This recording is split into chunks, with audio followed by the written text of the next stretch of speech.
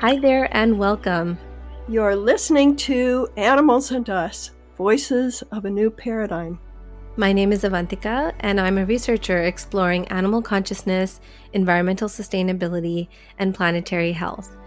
I want to help bring animal perspectives to the table and transform our relationship with the natural world. And I'm Barbara.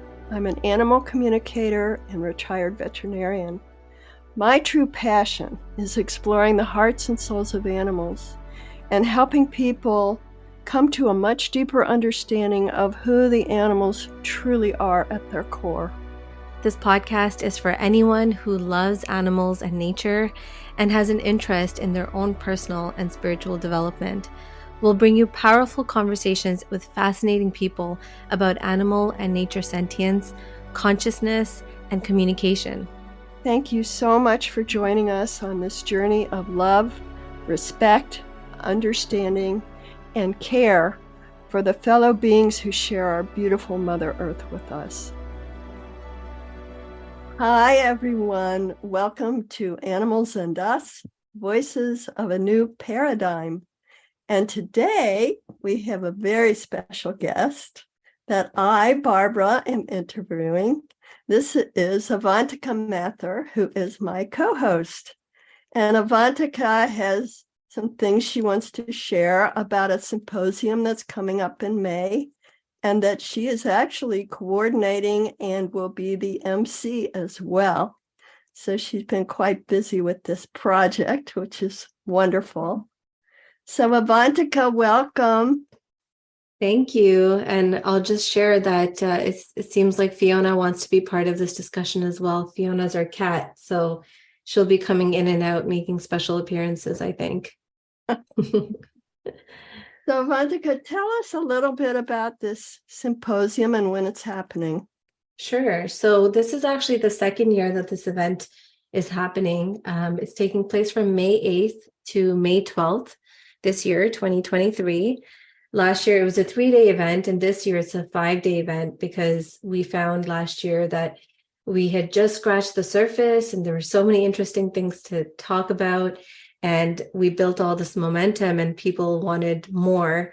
So this year we're coming back with a longer program, even more comprehensive and in depth. And essentially what it is it's a place to bring together animal communicators. And actually now we're referring to them as interspecies communicators because, they're individuals who can communicate with trees and rocks and water and landscapes. And so interspecies is a little bit more broad and inclusive. So it's a place to bring together interspecies communicators as well as scholars and researchers who are interested in understanding and exploring what interspecies communication is. And we're speaking here specifically about intuitive interspecies communication. So that's really using our intuitive skills. And finally, bringing together folks who work with animals, who might be veterinarians or veterinary professionals, people who might be working in rescue organizations and shelters or doing wildlife conservation, nature conservation work. And of course, anyone else who is interested in this topic, to bring everyone together to talk about what this topic is, what it means, how different people are experiencing interspecies communication, what they're doing with the types of conversations they're having with other species, and how we can better understand it and also use it and actually apply what we're learning from other species to do things better.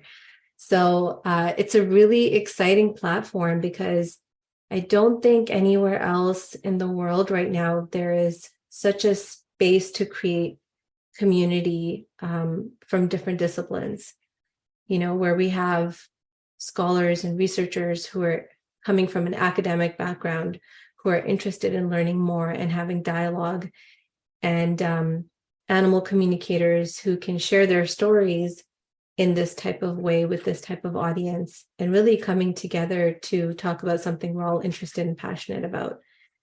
So I'm really excited because we have folks joining from all over the world with from all kinds of backgrounds with all kinds of different expertise and skills to talk about this really fascinating topic that is now coming into the field, into the space of academia, and which has never really been done before.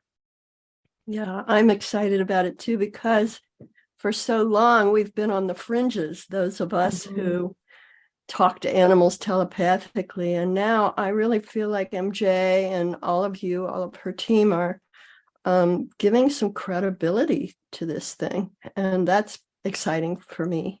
And this will all be online, correct?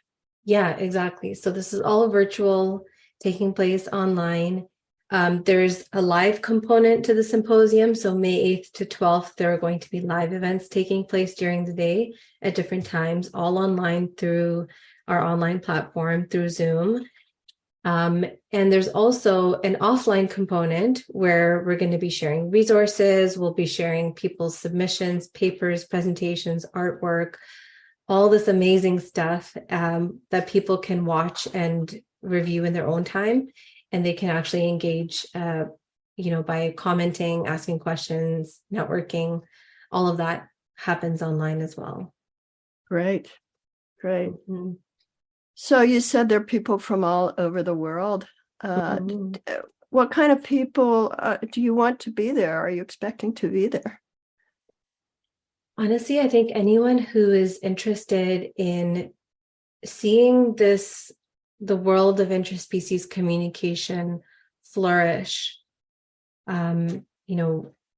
it's really a place where anyone who is interested in having respectful dialogue, and by respectful, I mean, we are inviting everyone to come there and show up in a very respectful way, acknowledging that there are other people there who are coming from different backgrounds, different perspectives, and we're there to learn together, to grow together, to ask questions, to have productive and thoughtful dialogue about how we can better understand what interspecies communication is, how it happens, and how we can utilize it to do things better and differently. So, if you're someone who practices interspecies communication, maybe you've taken some courses, or maybe maybe you have spontaneously started having conversations with other species, we invite you to come and check it out and find a place where there are other people like you who've gone through similar experiences as you. Anyone who works with animals, who is, interested in learning more about this other side of our relationship with animals, who's interested in adding this into their toolkit, like I have a good friend of mine who's a veterinarian who, when I spoke to her about this work, was so interested in finding out how she can use communicating with animals in her practice every day, in her clinical practice. So if you're someone who's intrigued by this and wants to, or if if you're already somebody who has a very holistic approach, this could be something that can add to your practice and your way of interacting with animals.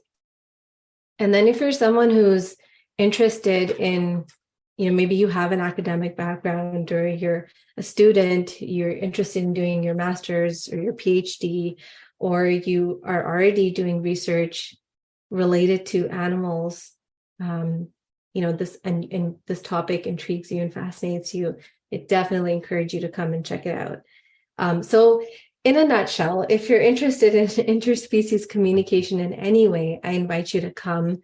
We've done our best to make the price as affordable as possible for people. And we've also made it really clear on our website that if for any reason the cost is a barrier to you, please let us know.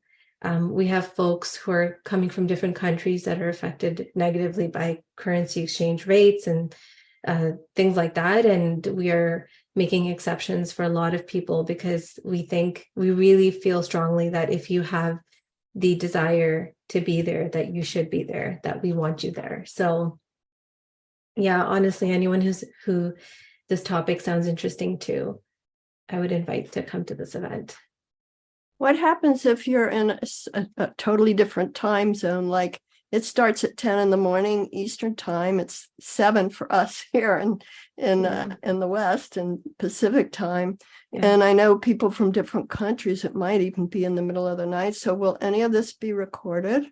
Yeah, great question. We did our best to pick timings that, we could reach the maximum number of people possible around the world, but it is hard, of course, because of the time zones. So most of the events will be recorded and available for replay afterwards. We have people who are coming from New Zealand, Australia, and different parts of Asia who won't be able to come live for everything, but they're going to try to come to some things, and we're going to try to have the recordings available as soon as possible so people can catch up and still feel the momentum and the energy of the group. Oh, And then that's great. definitely all the other virtual online stuff with reading people's papers and presentations and networking with people and commenting and engaging in discussions. All of those things are available all the time. Wonderful. Yeah. So what's happening in each of these 5 days? Can you just give a brief overview? Yeah, for sure. So the program is really exciting this year. We have a combination of different types of sessions. So we have some panel discussions. So these are, certain topics that we've selected where we have different respondents and panelists and experts in different fields who are going to be talking about specific things. So for example, there's a panel discussion on respectful engagement with Indigenous knowledge holders and Indigenous ways of knowing. There's a panel discussion early on in the symposium about what is interspecies communication and how have different people experienced interspecies communication, and where's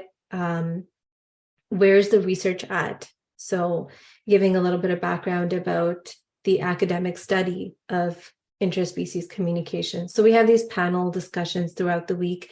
We also have parallel sessions, which I'm really excited about. So these are kind of concurrent sessions that will be happening at the same time, where people who have made submissions to the symposium, like you, Barbara, are going to have an opportunity to talk a little bit about their work that they've submitted.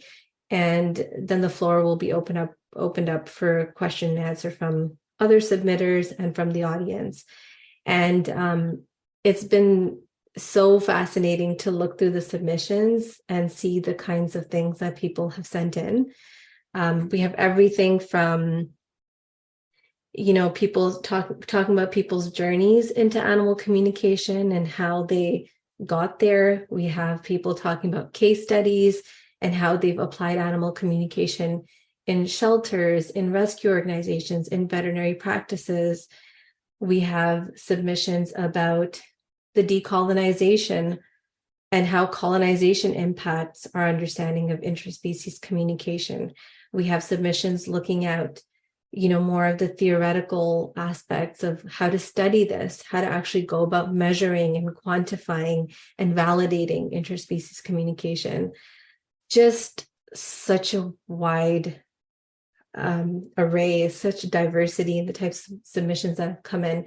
So I'm really excited about these parallel sessions where people will have a chance to talk about their work and answer people's questions.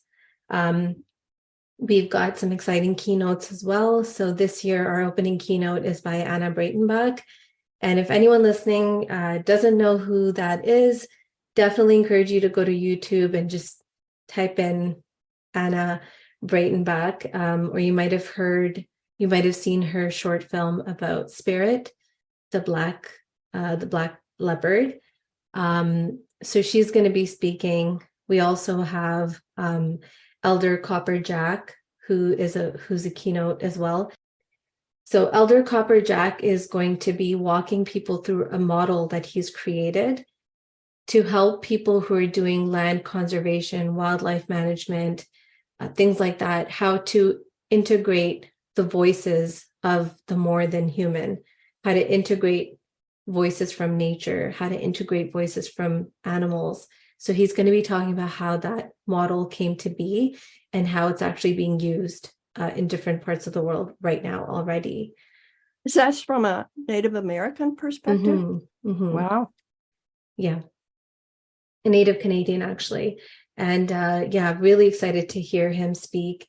And then we also have another keynote by Shara Arman, who is an academic, um, who is a professor from the States, who's going to be walking us through the history of animal communication and looking at what our options are as we move forward, how we integrate these new paradigms that are emerging and these new ways of understanding the human animal relationship and the human nature relationship. So just there's lots of stuff happening throughout the week.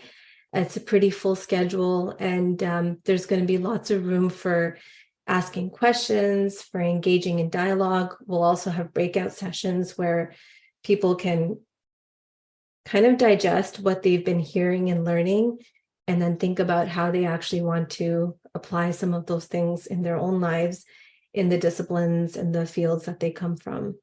So there'll probably be a breakout session on interspecies communication and veterinary practice, interspecies communication, shelter medicine, or rescue organizations.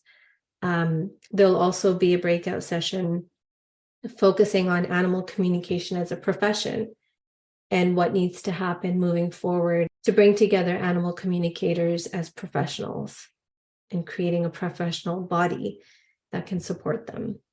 So, I mean, lots of good stuff, interesting things. I'd like to think that there's something at the symposium for everyone. I have my parents who are going to be joining again this year, and they're curious and interested in seeing what this is about, and so I'm sure there's something in there for everyone. Yes, that's great. Your parents are even coming. That's fun. Mm-hmm. And they have, they're not, they don't have any, they're not working in these fields at all, but they're curious and they're interested. So great. That's great. It's a good learning opportunity for everyone, I think. Yeah. And what kind of feedback did you have from last year's symposium?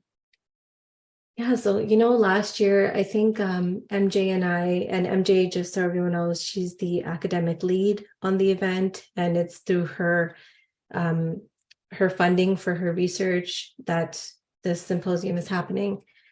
And she's from the University of Saskatchewan at their School of Environment and Sustainability here in Canada. So MJ and I, were very surprised last year, not just at the number of people who actually showed up. It ended up being a much larger event than we had anticipated. But I think we were also really surprised by how much people wanted this and were waiting for this. By the time the event was over, I remember people in this Zoom conversation were they didn't want to leave, We said our goodbyes and had our concluding remarks, and everyone was free to go, but they didn't want to leave. They were just hanging around because I think they really appreciated having a space like this, a safe space like this to come together and to share, to learn, and to feel inspired about what could come next. So I think that sense of community, we heard a lot about that, a lot of really great feedback about feeling the sense of community from this kind of symposium, people feeling inspired to keep doing this work, people feeling like they didn't really have a place to go before and to feel validated about what they were experiencing. And this kind of gave them space to meet other people who are like them and to hear these stories that were very relevant and reminded them of their own lives. And the other really interesting thing was seeing all the different backgrounds that people came from and seeing how they wanted to take what they were learning and apply it into their own lives. So there were people there from very corporate backgrounds, and they were interested in seeing, like, how can I walk away with this and apply some of this to what I do? There were filmmakers, there were, people from academic backgrounds like anthropology and zoology and different disciplines, taking away, thinking about, what does this mean for everything I have learned and for all of my training that I've had so far? and how can I do what I want to do differently moving forward. So very positive feedback. And it kind of gave us the momentum and the drive to do it again this year and to do it even better. Yeah. I know I came away kind of astounded at how many people came from all over the world and are truly interested in this field and really want to do something positive to help animals and other nature beings on the planet. It was really inspiring and encouraging for me to see that. This is fairly new. This whole field it's been around for a while, and there have been a few people here and there doing it, but now it's I wouldn't say it's mainstream by any means, but in our culture at least, it's coming more and more to the forefront than it's ever been. And of course, the indigenous peoples, they've known these things for millennia probably, but our societies now are just starting to learn about this, and it's very, very exciting. And if you think about it, many professions have groups. There's veterinarians, there's academicians, there's biologists, there's people who work in shelters. All these people have a group that they can go to, and there hasn't been really anything like that for animal communicators. So that's also exciting. Yeah. There's it was incredible for me, a few years ago when I met MJ and found out that there's research being done on this, that there's somebody got funding, and federal funding too. Like, this is being funded by the federal government of Canada. The kind of validity and credibility, and that, not that means everything, but it does give a certain stamp of approval, for that can open up doors for other people to come in and listen to what's happening and listen to what we have to say. So just meeting MJ and learning about her work, and it's taken a long time to get to this point too. I think, it hasn't been a straightforward linear path here by any means, but it kind of feels like the time has come.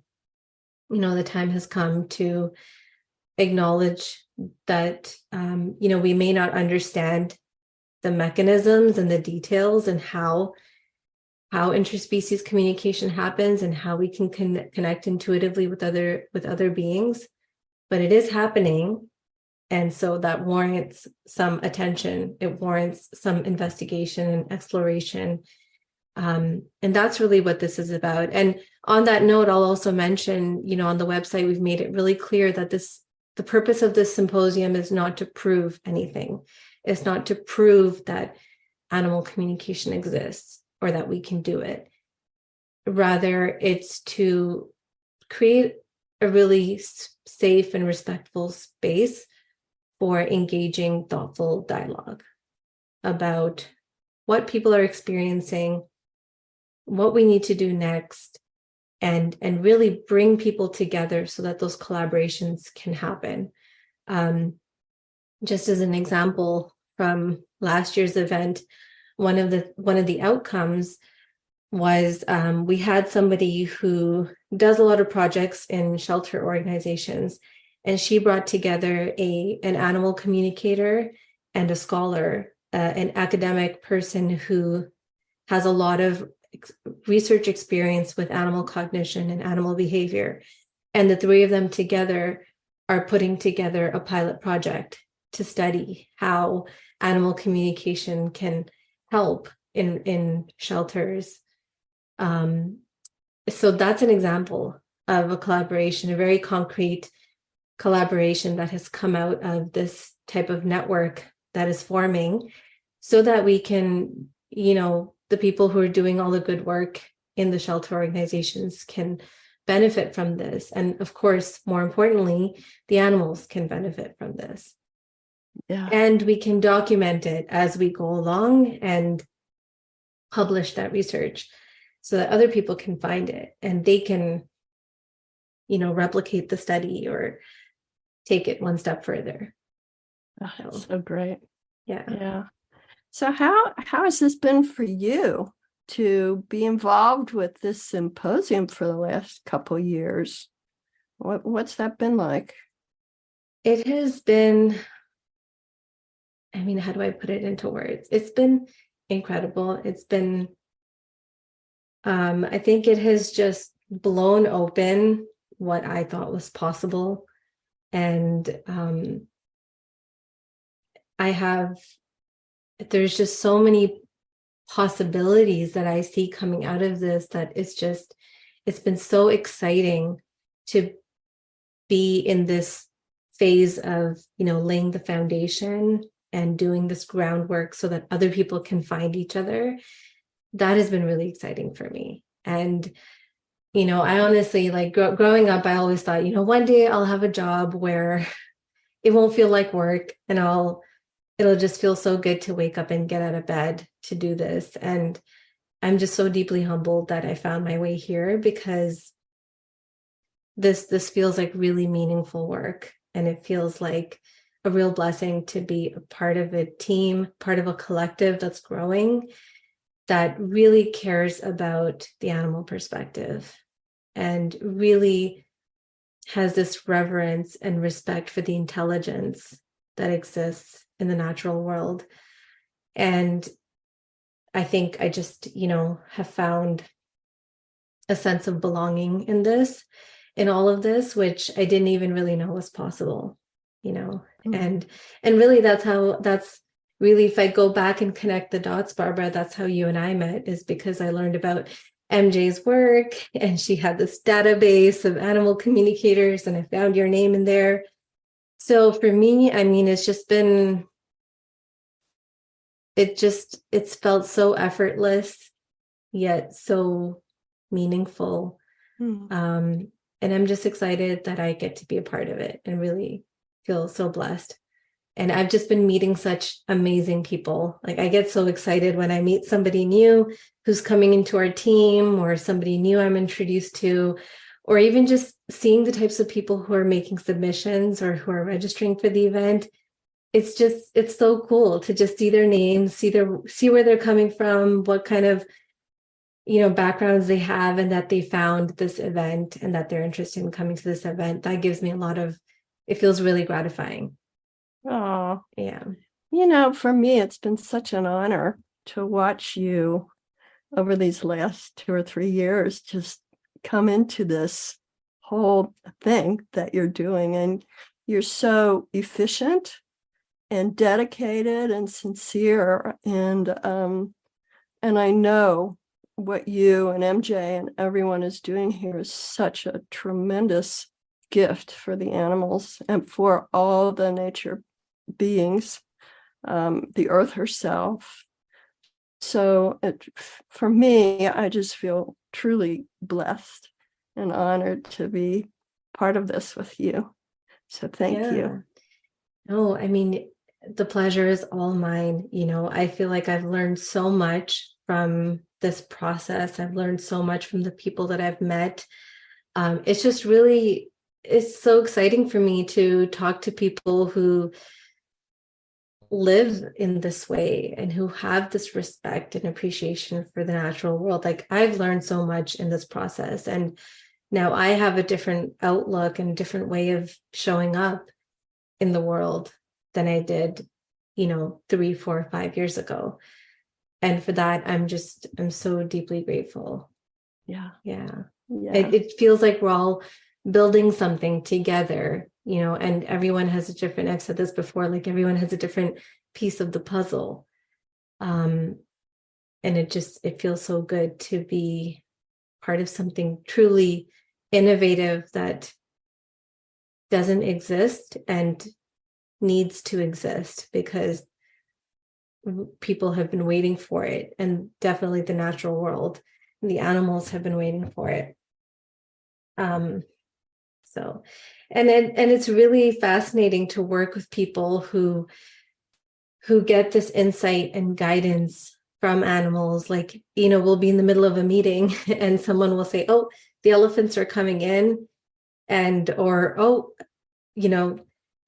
I'm getting this from like a spider, and it's been so fascinating, even that side of the really practical aspects of putting together a symposium and organizing an event like this, and to be collaborating with the animals in the animal world in that way has just been really cool. Yeah, really cool. Yeah. I think about my history working with animals for all these years, and actually the paper I wrote is about that, and how our system, if you want to call it a system, has indoctrinated us and conditioned us and trained us to think of animals as a certain way, as commodities or possessions or objects to be used. And the name of our podcast is Voices of a New Paradigm. And I really feel like that's what this symposium is about, is creating actually a new paradigm, that's going to go viral worldwide. I really believe that. So it's very exciting. Yeah, it is. So where can people learn more and register for this meeting? Yeah, so you can find more information about the event on the Eventbrite listing. So that's iic2023.eventbrite.com. That's where you can learn more about the event. And you can also look at the registration options and get your ticket there. You can also find us on Instagram at iic.symposium2023. But if you have any questions or have trouble finding it anywhere, just reach out to us. We're on Instagram, and where we have our website as well, animalsanduspodcast.com. And you can just send us an email or a message, and we can direct you to the right place. Thank you. This has been fun and exciting. Yeah, it's nice to step aside from all the planning and to actually just talk about it. And I really hope that whoever's listening to this podcast, that you decide to come join us. And of course, you don't have to come for the full 5 days. I should have mentioned that as well. You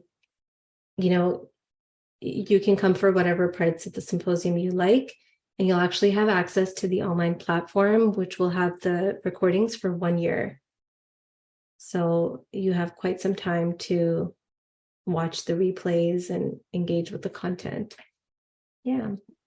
Wonderful. Thank you, Avantika. You're welcome. And we will end with a short blessing for the animals. Thank you for joining us. We'd like to end this podcast by taking just a moment to be quiet. And we give thanks and blessings to these amazing animals that we share our lives with.